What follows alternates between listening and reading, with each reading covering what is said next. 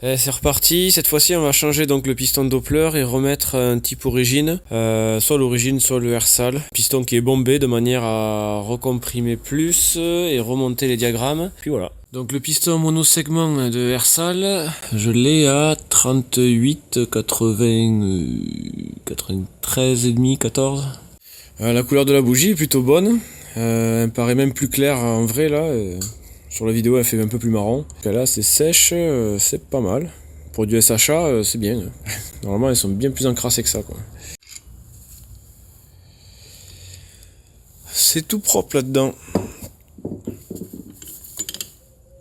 Ça me plaît bien. Vraiment j'arrête pas de le dire mais cette Motul 800 elle va très bien. Les moteurs sont propres avec, aucun problème. Les bavures à l'intérieur là que j'ai fait à la fraise n'ont pas l'air de bouger. Elles sont toujours présentes évidemment, mais elles ne sont pas agrandies, j'ai pas l'impression. Ouais, il est costaud ce Nicasil. Donc on va remplacer ce piston Doppler à dôme plat qui n'a pas eu de plus.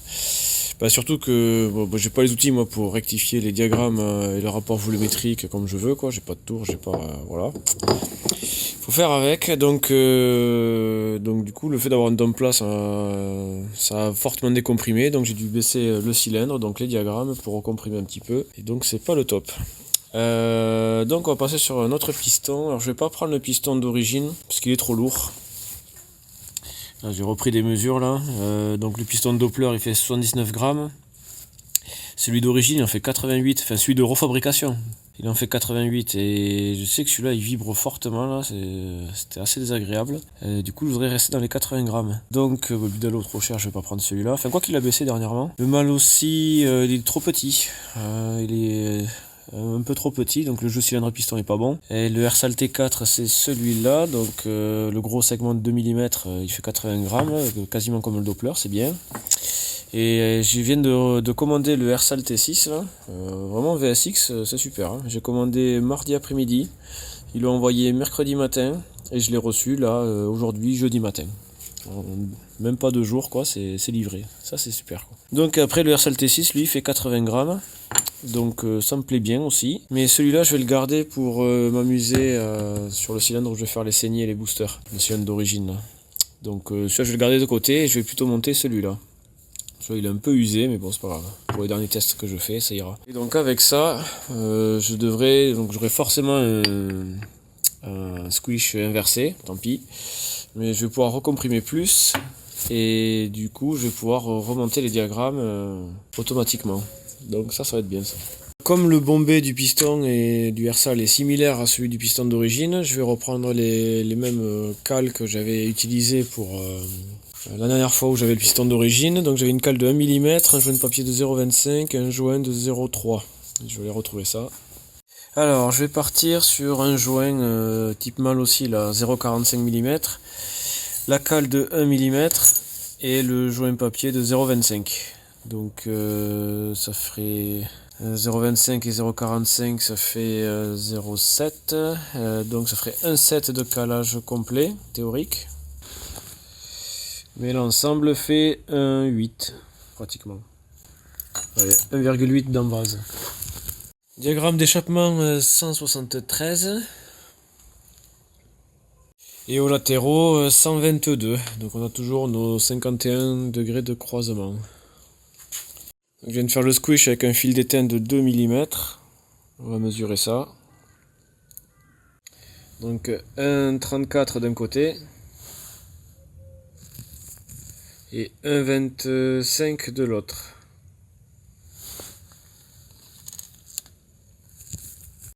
Donc je suis parti de 10 ml, je suis arrivé jusqu'à, j'estime à 2,6 là. Donc ça fait 7,4 que j'ai mis dans le moteur.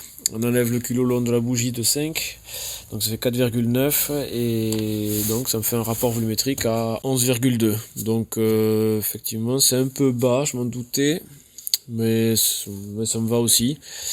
J'aurais préféré un 12 par exemple. 13 c'est vrai que c'était coupleux, c'était sympa.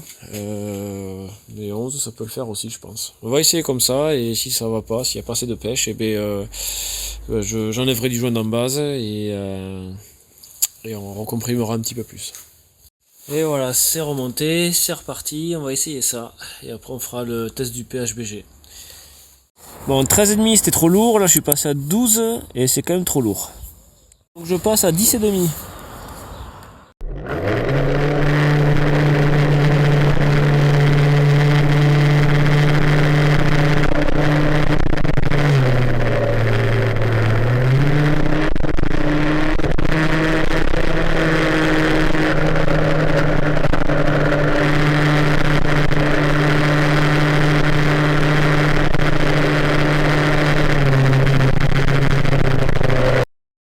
Bon, ben résultat du test avec le piston Ersal, eh ben, c'est plutôt nul en fait.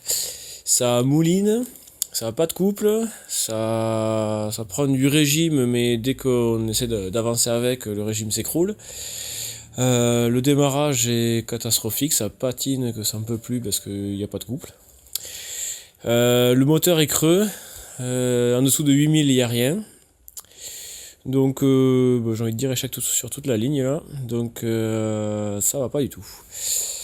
Ça va pas. Donc le 11 pour 1 là que j'ai mis en rapport volumétrique, c'est beaucoup trop faible. Donc on va aller le tasser. Et je vais le remettre à 13 parce que c'est là que ça marchait le mieux, quoi. Autant sur le kit Ersad là, comme j'avais fait avant aussi, le rapport 1 pour 13 il va très bien. Donc on va remettre ça. Donc je viens de reprendre les valeurs. Donc on avait 11,2 pour 1 avec 4,9 cm3 de volume de chambre.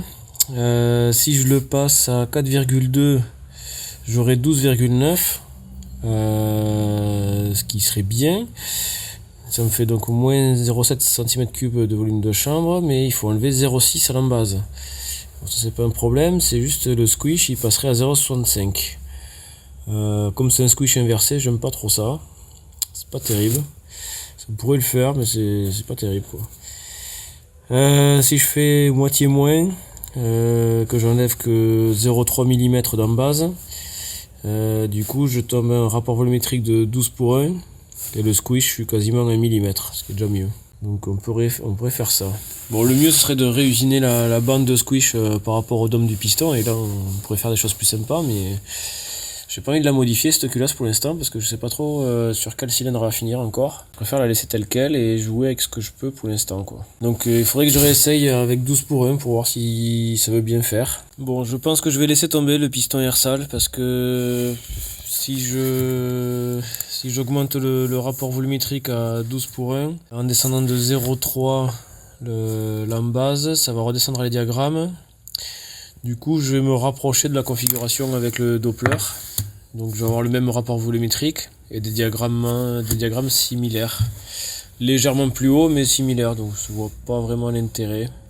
Je préfère retrouver une bande de squish correcte, un piston peut-être un petit peu plus léger. Non, je vais repartir sur le Doppler et on va voir qu'est-ce qu'on peut faire autrement. Et voilà, tout redémonté. Donc, on repasse sur le piston Doppler. Et on dépose le piston Ersal. Et on va essayer de travailler autrement. Donc on va changer de philosophie un peu, on va comprimer un peu plus, parce qu'avant on avait 1 mm de squish, on va le descendre. On va le descendre à, je sais pas, à ce qu'il faut pour avoir un rapport à 13 pour 1. Ça me va bien ça. Du coup le cylindre va descendre, ça va creuser encore plus le trou qu'il y a sous le piston, mais tant pis, ça marchait bien comme ça quand même. Peut-être taper un petit peu dans la lumière d'échappement pour avoir 55 de croisement, et puis on va rester là. Puis on va essayer ça, on va voir. Donc si on était à 11,9 pour 1 et qu'on veut descendre à dire 13,2, il faut enlever 0,5 cm3 de volume de chambre. Pour enlever ça, on va mettre 0,48, il faut enlever 0,4 mm d'embase. Donc du coup c'est la cale qu'il faut enlever. Donc si j'enlève la cale que je mets ces deux joints, ça marche. On va essayer ça. Bon, par contre on aura une plus grosse ouverture en bas du piston, effectivement. Là, on a un gros millimètre. 1,5 mm peut-être. Ouais. Et là, au moins, on est vraiment pile à ras du piston au point mort bas, sur les latéraux. Et l'échappement, une petite marche, mais il manque de la matière, quoi. Donc là, aux latéraux, ça fera du 110, tout juste, là, 111. Et à l'échappement, 164. Bon, en fait je suis un peu bloqué, j'arrive pas à imaginer ce que je veux là. Nous ne pouvons pas raboter le cylindre parce que j'ai pas ce qu'il faut. Nous ne pouvons pas modifier la bande de squish, le volume de chambre. Je pense que j'avais trouvé le bon compromis avec ce que j'avais avant. Parce que là, je suis en train de descendre le cylindre vers le bas. Donc, si je décale l'échappement et les latéraux plus bas, c'est-à-dire que je vais accélérer plus fort, mais j'aurai moins de régime. Donc, c'est bien, mais le régime c'était sympa aussi. Si je retape dans l'échappement, j'aurai donc juste baissé le latéral, les latéraux. Et donc plus de croisement, ça me fait moins d'accélération, un moteur plus creux. Donc ça me plaît pas ça. Je veux pas que de la puissance et je veux pas que du régime, je veux aussi de la bonne accélération, il était bien comme avant. Donc je sais pas trop quoi faire de plus en fait là. Je vais pas toucher, je vais pas frésoter l'échappement encore, je vais garder le même écart là, c'est très bien comme ça, c'est un bon compromis entre accélération et régime. Et puis je pense que je vais remettre comme c'était avant, avec la cale de 0,4. On avait un rapport de 12, ça accélérait très fort, ça prenait assez de régime. Je vais en rester là. Je vais pas chercher à modifier autre chose. Tant pis, on va jouer sur autre chose, on va jouer sur la carburation.